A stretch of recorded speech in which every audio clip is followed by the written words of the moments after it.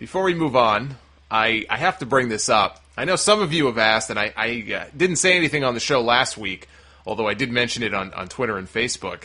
As many of you know, we were up for a Stitcher Award this year, the 2013 Stitcher Awards, up for Best Sports Commentary. We made it as a top 6 finalist out of thousands of other shows, and it was a very, very cool thing.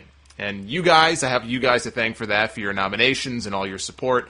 So it was very cool to be nominated and just be in that kind of company. Well, the award ceremony took place on January 30th. We did not make the final cut. We did not win the award. That went to the NFL, the beast that is the NFL.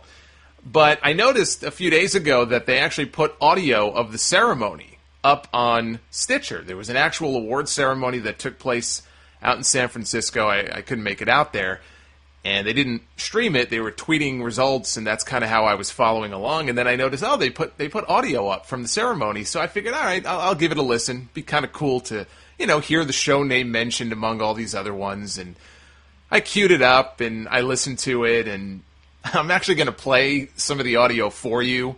The lady who did the introductions, and I think she hosted the whole thing, she has her own podcast. She's actually called The Grammar Girl, which I think makes this even more ironic, and you'll understand what I mean when I play the audio back. She's the Grammar Girl, and I want you to listen to how she referred to the sound off here. So let me play some of that audio for you right now. The next category is Best Sports Commentary. The first nominee is The Dan Patrick Show. We have NFL Around the League podcast. Solomonster Sounds Off. What? What is that?